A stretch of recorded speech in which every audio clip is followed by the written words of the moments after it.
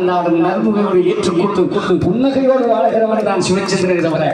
அந்த ஆசை சோழியே கிடையாது. எல்லாம் வாழ்க்கையில அறிந்து முடிந்து தெளிந்து போய்விட்டு இப்பொழுது ஒன்றே ஒன்றுதான். 35 வயசுல பாடுறேன், உங்களுக்கு எல்லாம் தெரியும். ஊரும் துணை இல்ல, உறவும் துணை இல்ல, யாரும் துணை இல்லை ஐயா, எனக்கு யாரும் துணை இல்லை ஐயா. துணை அல்ல, புகழும் துணை நீ துணை எனக்கு ஐயா, என்று நீ துணை எனக்கு ஐயா. பொருள் சொல்லுங்க துணையாகுமோ, உலகின் மன்னனை வாழ துணையாகுமோ. சொல்லுங்க வந்தங்க துணையாகுமோ, இவை யாவையும் என்னோடு கூட வருமோ.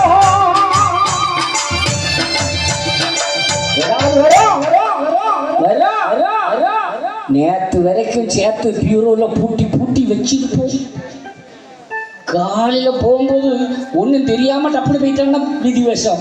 அடிபட்டு உளுந்து கொஞ்ச நேரம் உயிர் கிடந்தால் போதும். ஹீரோக்குள்ள பணம் இருந்தேன், ஹீரோக்குள்ள நகைலாம் இருந்தேன், அதெல்லாம் அப்படியே கிடக்கு. நேரத்தையும் நம்ம திண்டணும் இல்லையே, நேரத்தையும் செலவு பண்ண முடியலையே, எல்லாத்தையும் போகிறோமே. இது நல்ல ஜாவா. நிறைய பேர் 80 வயசுல செத்து போறான். பாக்கியமா கொடுத்து வச்சு போயிட்டான்னு நினைக்காத. அவன் இப்படி சுற்றி பார்ப்பான். இது மூத்த பேர தாத்தா, இது மூத்த பேர, இது இளைய பேர, இது இளையவனுக்கு பேர. எல்லாரும் பாதை ஊத்துங்க. அவன் நினைப்பான், சண்டால பயில்வ நான் எப்படியெல்லாம் சம்பாதிச்சு எல்லாம் இந்த பயில்வ தின்ன போறேன், நான் போக போறேனே அது நிம்மதியா இருக்குங்க. நிறைய பெரிய சொத்து, குடும்ப சொத்தெல்லாம் வச்சிருக்கான். இன்னைக்கு பேரம் பேசி ஒட்டாண்டியா இருக்கா. ஏன் சொல்லு, அவன் ஆத்மா நிம்மதியா போனதே கிடையாது. அது நிம்மதியா பண்ண வலிக்குவா, எதுவும் தெரிஞ்சவில்லை. நம்பு, இந்த உலகம் உன் காலுக்குள்ளே கிடக்கும். பேருக்கும் ஆசை இல்லை, புகழுக்கும் ஆசை. உலகமே ஆகின்ற வைகுண்டமான உன் திருமேனி துணையாகுமே. உலகமே ஆகின்ற வைகுண்டமான உன் திருமேனி துணையாகுமே.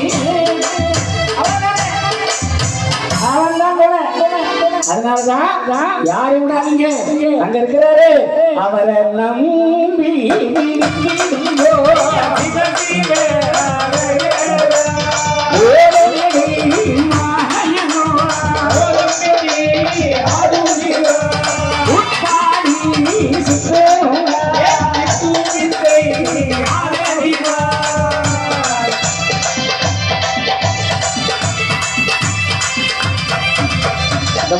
நிறைய பணி வச்சிருக்கோம்.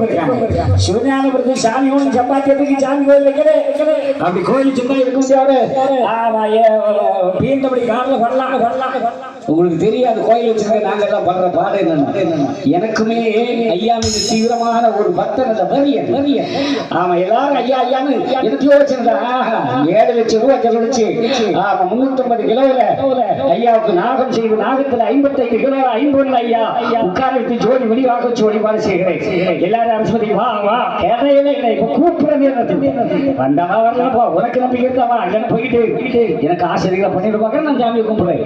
அவனுக்கு நல்லது நடக்கணும் நம்பிக்கை இருந்தாவா போயிட்டே இருக்க. ஆண்டவனுடைய ஆலயத்துக்கு அழைக்க வேண்டிய தேவையா இல்லை. அவனவன் நம்மதாக வருவான். அந்த சிறப்பு அதுதான் பாசம், அதான் பாசம். அந்த இறைவன் எங்கே இருக்கிறான்?